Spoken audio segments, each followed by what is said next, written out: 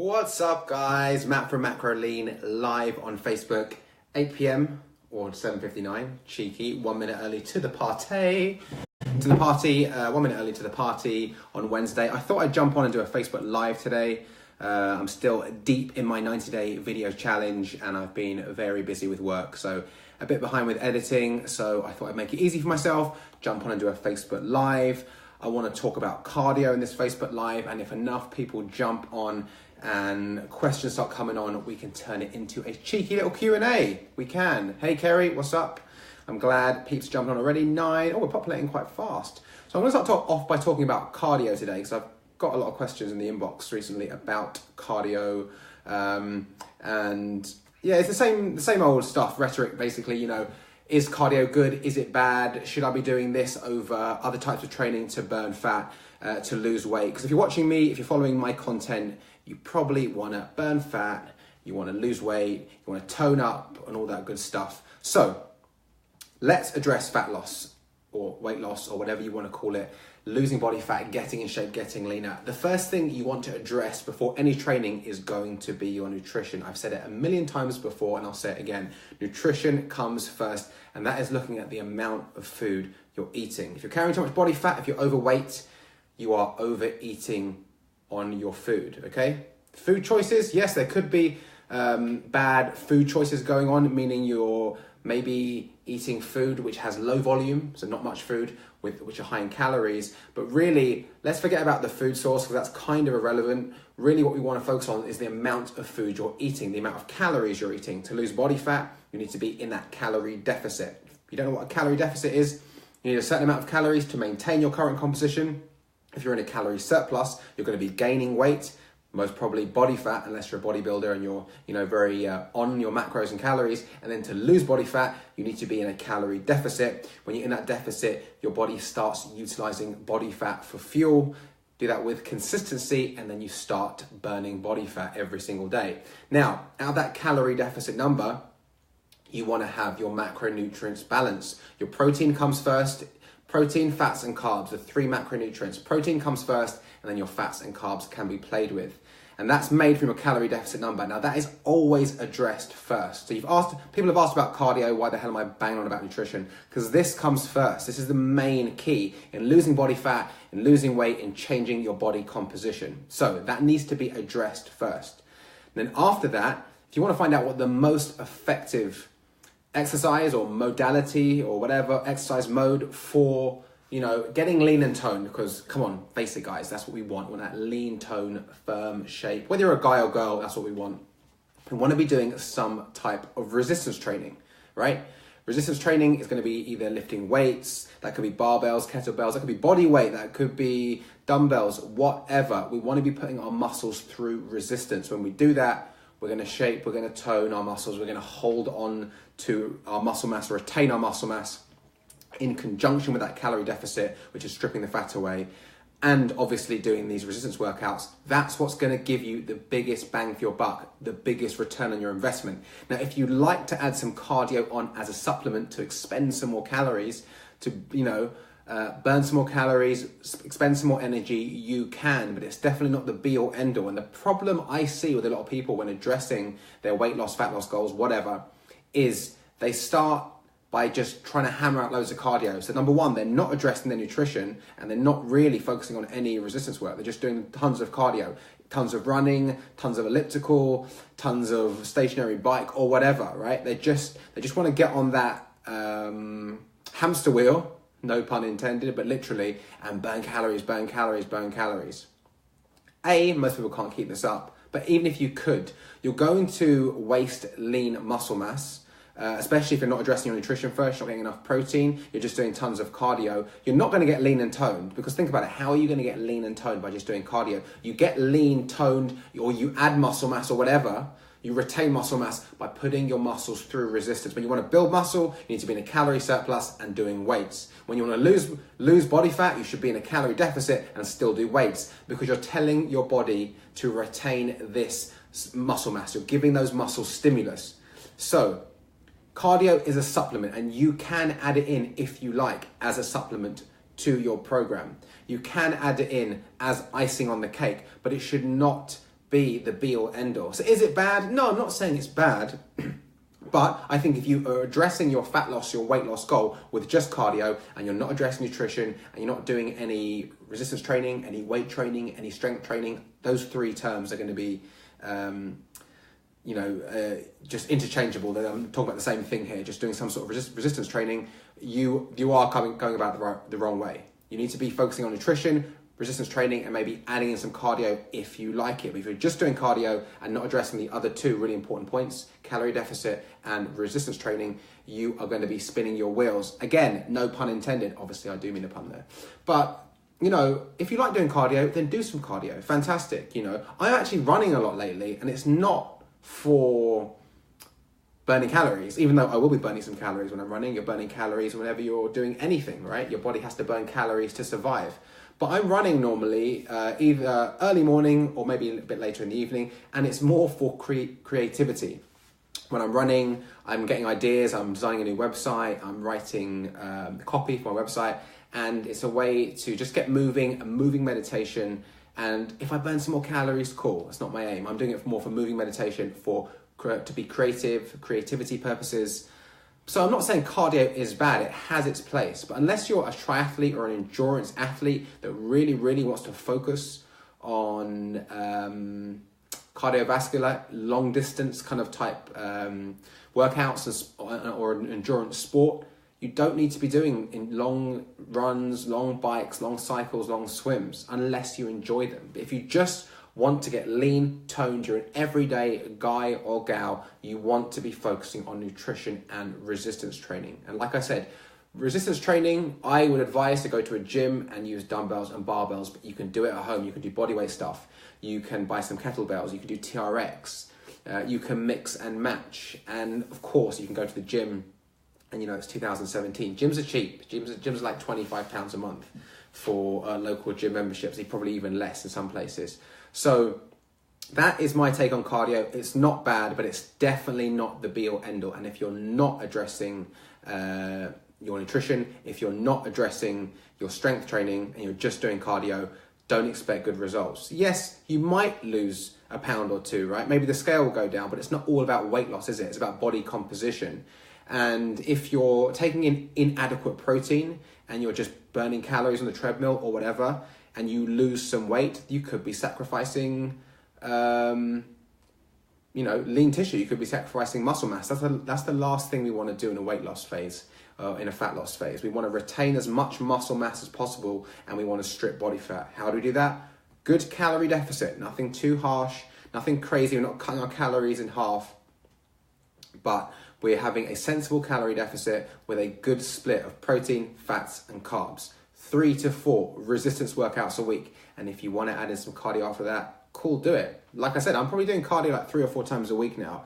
Not because I need to do it, because I want to burn any more calories. It's because I like maybe the endorphin high I get from going for a longish run. Longish for me is like 30 minutes plus. Plus, it's good for my brain activity, especially if I'm sitting at a desk all day. I'll go to the gym 3 or 4 times a week, and I'll do a few runs to help with creativity. 25 online, if you haven't hit like, you can hit like or you can hit love. So I thought I wanted to riff on that topic because lots of DMs on Instagram, lots of Facebook messages and emails always asking me about cardio. Is cardio good? Is it the best? Is it bad? Do I need to cut it out? Blah, blah, blah.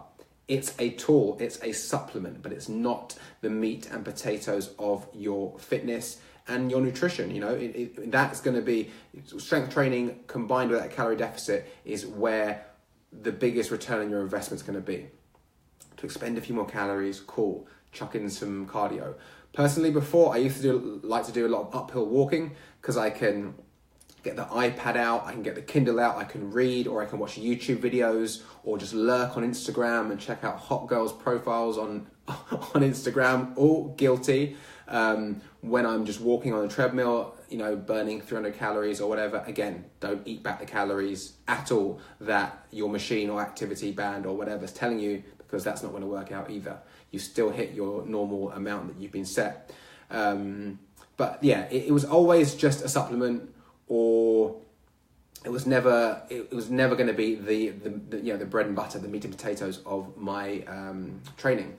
Neil's popped up and said, slow long runs or short fast cardio. Neil, whatever you enjoy, mate. Burning calories is burning calories. Don't get caught up in the rhetoric, in the dogma that's been going around for the last 4 or 5 years where it's all about interval training. HIIT training is the way to go. It burns more calories. No. If you burn 300 calories doing uphill walking and you burn 300 calories running hill sprints, you've still burnt 300 calories. Afterburn effect, no, don't fall into that trap either. Of course, our metabolism is going to be raised after having our heart rate elevated, but it's going to return very quickly to its normal resting rate after, and that means our metabolism is going to return to its resting rate. It's not going to be off the charts for days burning fat. So my advice, Neil, do whatever you enjoy. I prefer long runs at the moment because, like I said, I'm listening to audiobooks. I'm using it for creativity. But sometimes if I'm in a bit of a get after it mood, a bit of a in and out, I'll do hill sprints. I'll do kettlebell workouts or whatever if I want to go for like the interval stuff. Again, I'm not hating on interval workouts, but they're not the be all end all. Still for fat loss, still for weight loss, for getting lean and toned, it's going to be that calorie deficit. It's going to be those strength training sessions. That's not going to change. And are you going to see miraculous changes overnight? Of course not, because everything requires consistency. Everything requires you to keep putting in the effort. But by being in a sensible calorie deficit, you're going to strip body fat away. You're not going to feel deprived. You're going to have more flexibility in your food choices. By doing 3 to 4 resistance workouts a week, you're going to shape and tone your muscles. You're going to retain that muscle mass you've got, and as you lose body fat, guess what? You're going to have that shape, that tone you want. Just doing tons of cardio is going to burn muscle mass away. If you're not addressing your nutrition, you're not having enough protein, you're going to waste lean tissue. And also, too much cardio can lead to burnout. So it's definitely not my mode of choice, but I still see it all the time. You go to London near the South Bank and you see people on their lunch break and they're all running by the river. And, I don't know what their goals are, but a lot of them don't look like they're near the goal that most people want, which is going to be like, lean, toned, strong. I think a lot of cardio can really take its toll on you. Can lead to burnout, can lead to depleting energy levels. So that's my take on cardio. It's not bad, but it's a supplement to your fat loss program, to your weight loss program. Always address your nutrition first. Don't ignore resistance training, because resistance training has tons of benefits along with retaining lean muscle mass. You're going to have increased human growth hormone levels. You're going to have better posture, better chant, more robust immune system. The list goes on. Do your own research, but there's tons of benefits for doing weight training, pushing weights, doing body weight, even as you get older. I mean, there's guys in their 80s and 90s who are lifting weights, increasing their human growth hormone levels, staying strong, staying active. So I'll be deadlifting until they put me in the ground. I'll tell you that right now. Stephen said, I'm trying the intermittent fasting at the moment, but I'm leaving it too late. But am I leaving it too late by not eating till 3 or 4 p.m? Basically, this is when I feel hungry. No. I mean, you can do it whenever you want. I normally eat around 1 or 2, but then again, if it's busy, I might push it back till 3 or 4. If I'm really busy and I'm not feeling hungry, I might push it back till 6 or 7 and do a 24-hour fast. It doesn't matter when you eat your calories and your macronutrients. What matters is the amount of food you're actually taking in. So you could actually have 1 meal a day and overeat on your calories, overeat into a surplus over your maintenance, and guess what? You're still storing body fat. So intermittent fasting is not a magic bullet, but it helps be in that calorie deficit a lot easier. It makes that a lot easier, because if you've been overeating and suddenly you're taking 5, maybe 600 calories off that total, you're going to notice that, right? If you're eating at 7, 8 a.m., if you push that back till 12, 1, 2, 3, 4, whatever, now you've got that condensed window to eat. You're going to feel fuller because you can have bigger, larger meals, and that 500 or 600 calories that you're missing isn't going to seem like a big deal. In fact, you probably won't notice it. You said, I have tried eating breakfast, oats, and then not eating again until 3 or 4 p.m. Is that a bad idea? Like I said, it's not a bad idea if you're staying within your calorie number, which is in line with your goal. If your goal is to lose body fat and you need to be in a deficit, and you can eat breakfast and then not eat till 3 or 4, and you're staying within your calorie and macronutrient targets, fantastic, cool, if that works for you. But the best way to find out is to have experience. Experience is king. I can tell someone, try fasting or don't try fasting. The best thing is to do is to split test it, right? So 1 week you fast and 1 week you eat breakfast, and see how easy that week is, see how your energy levels are. Are you sticking within your calorie deficit number? Are you finding it easy to hit your macronutrient targets? And ultimately, are you getting results? Is the scale going down? Are your measurements coming in your hip and waist primarily, because that's indicative of fat loss, and how are your photos looking at every 2 to 4 weeks? So I would always, it's good that you're asking the questions, Stephen. I just say, try it out. Try if you have a question about fasting. There's no meal timing is irrelevant. All that matters is the amount of food you eat. So if you ate the same amount of food, having breakfast and then having that long split in the middle where you didn't have any food, and then eating at 3 and 4, and you stay within your calorie number, and that worked for you, fantastic. Maybe you might have some sugar spikes or whatever, and you might feel tired doing that. I don't know. You have to try it out. If you did the other option where you did a long fast until 3 or 4 p.m. and then you ate and you stay within your calorie number and you felt fine, then do that too. Or if that works better for you, where you feel like you have more energy, that's more sustainable, you enjoy 2 or 3 larger meals in the evening, then try that. But the best way to find out is always getting that rubber on the road, getting that experience, and from the feedback saying, okay, this one works, this one doesn't, or vice versa. But experience is king always for the individual.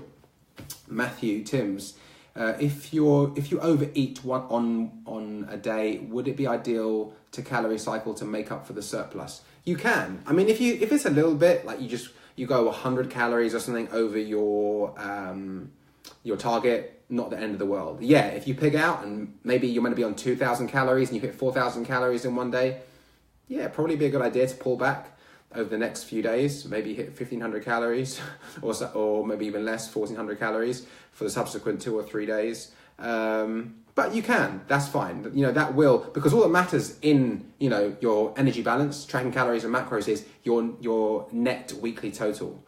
So some clients have done this before where they've overeaten, let's say, and they want to pull back. So yeah, cool, take off 500 calories today. Or if you want to split over the week, take off 200 calories for the next 3 days or 2 days or whatever.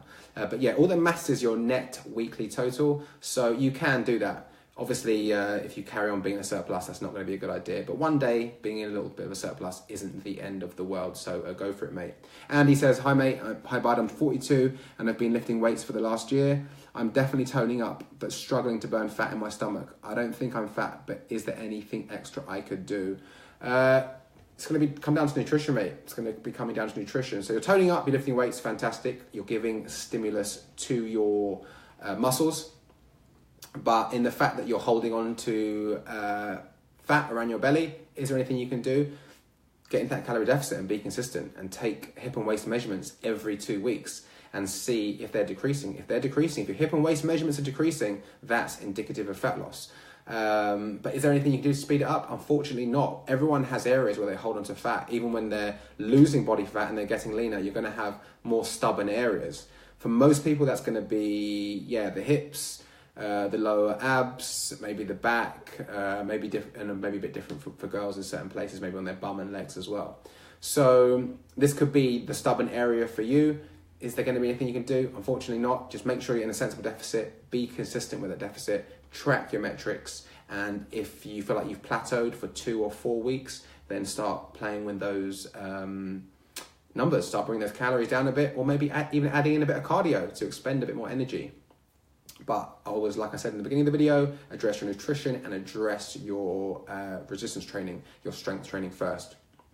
And Neil's back. Can you out-train a bad diet, i.e.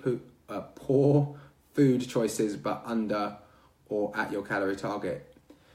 Well, here's the thing with a bad diet, because if you were eating in your calorie number and hitting your macronutrients, that's probably not going to be a bad diet, because it'd be impossible to fill your calorie number, whether it's deficit, maintenance, or a surplus, full of junk food. You wouldn't be able to hit your protein. So you're going to have to get some whole foods in there anyway. I personally would tell anyone to go for around 80-20 or 90-10. 80-20 meaning 80% whole, natural, clean foods, whatever they are. But you know what I mean, whole foods. So like lean cuts of meat, eggs, fish, whole foods like rice, potatoes, vegetables, fruits. That makes up 80%.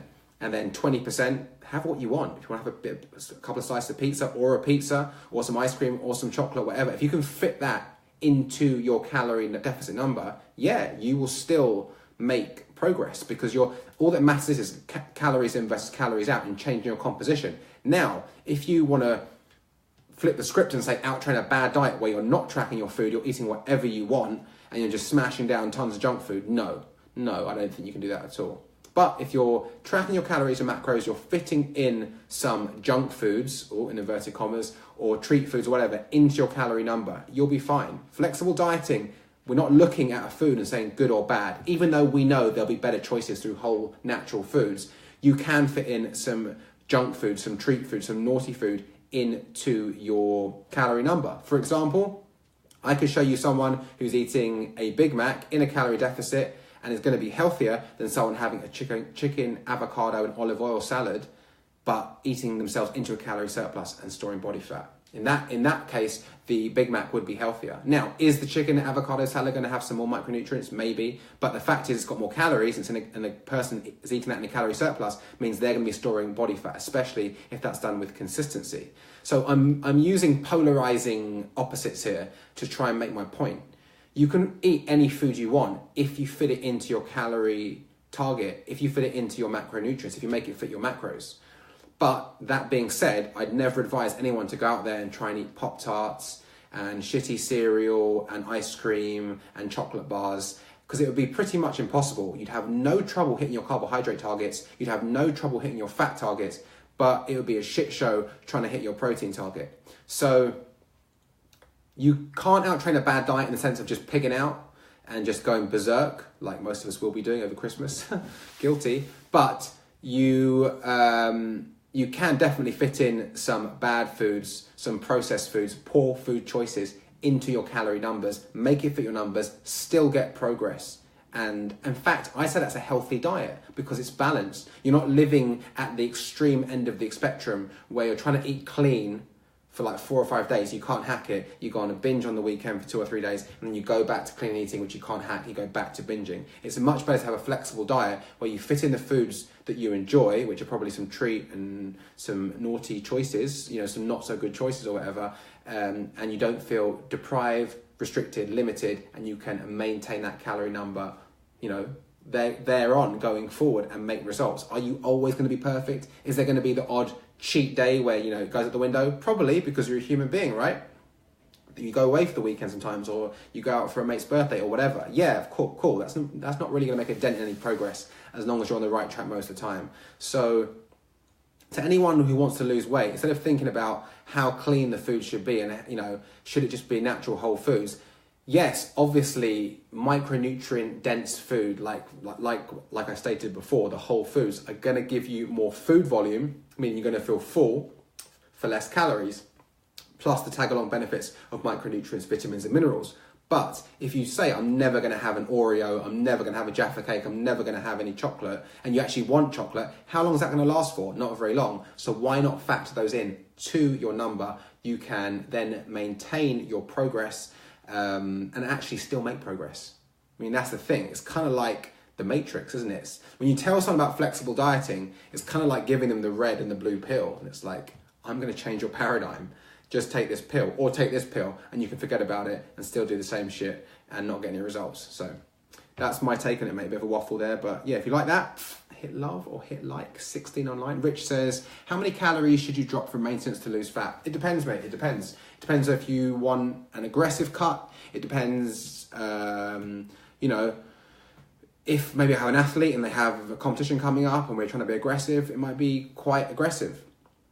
Maybe more than 500, 600, 700 calories. If it's someone who hasn't got an event coming up, such as a competition, or maybe they haven't got a wedding or something, and they're happy to lose, half a pound, 1 pound a week, and just be consistent with that and plod along and still want to have the odd drink and still, factor in some desserts and stuff. Maybe it wouldn't be too harsh. Maybe just a couple of 100 calories and see how we go from there. It's all trial and error a lot of the time. It's all tweaking. And it's like anything in life, right? You never really just try and build a website, for example, and it's perfect first time. You build it, you tweak, and then you see how things work and stuff like this. It's the same with when I have a client's energy balance calories. I set their calories, their macronutrients, but they'll be tweaked at some point. We'll see feedback. Yeah, sometimes I get it bang on the button, bang on the nose, bang on the chin. Other times, okay, maybe that's a bit too much, or maybe that's a bit too low, and then we, mix and match. But what I'd say is maybe start with 300 calories off your maintenance, see how that goes, and then tweak. If you're losing weight too rapidly, or, body fat too rapidly. Everyone's dream, you can up it a little bit. If you're not losing it fast enough, bring it down to the 100 calories. Definitely don't go too low to start with, because you don't want to make yourself ravenously hungry, or mess up any hormones. Okay, cool guys, 17 online. If you like that little impromptu Q&A, hit like, hit love. You can even hit share. Oh, hang on, someone else just jumped on. Adrian, do you still aim to hit your protein macro on non-weight days? So Adrian, I think you're talking about hitting protein targets on training days compared to rest days. Yes, in fact, you probably want to have higher protein on your rest days and lower carbohydrates, because you don't need the carbs from for energy or muscle glycogen replenishment. But if you personally with clients, I probably have them on higher protein targets on their rest days and lower carbs. But you pretty much want to hit your protein target every single day. And like I said, maybe even higher on your rest day and lower on the carbohydrates. But at least around 0.8 per pound of body weight. 0.8 to 1 gram per pound of body weight would be a good target to aim for, a good ballpark figure. Lindsay said, I've got around 8 to 10 stone to lose. I've got PCOS, so need to follow a low GI diet. How can I do this macro-wise? So if you need to follow a low GI diet, you're probably going to be on a low carb keto approach. That's not really my forte, Lindsay. Unfortunately, I'm not really a fan of the high fat approach, and not really specialized in PCOS. So maybe a dietitian, you'd be good to see a dietitian that specializes in a condition like that. I think trainers and coaches who help with fat loss and weight loss are great for general population. And obviously I have experience in certain conditions, but something like that, I'd say go and see a dietitian that specializes in PCOS and has worked with hundreds, hopefully, if not thousands of clients, and would know where to advise you on the nutrition aspect of that. I normally deal with general population that just want to lose fat, haven't really got any big pre-existing conditions, and then I give them a balanced ratio of protein, fats, and carbs. On the low GI diet, I guess anything, anything that's okay, something stuck in my throat there. Anything that's spiking your blood sugar levels isn't going to be too good. So I'm guessing they're going to have you on a moderate protein, maybe a high protein and a high fat diet, low carb, which isn't really my forte. So yeah, Google for a nutritionist, and hopefully, what's going to come over me there? Hopefully they can help you out. Okay, guys, I'm going to wrap it up there while I'm having a coughing fit. I don't know what's going on in my throat. Just in the nick of time. Hope you enjoyed it. Hit like, hit love, hit share. Bye.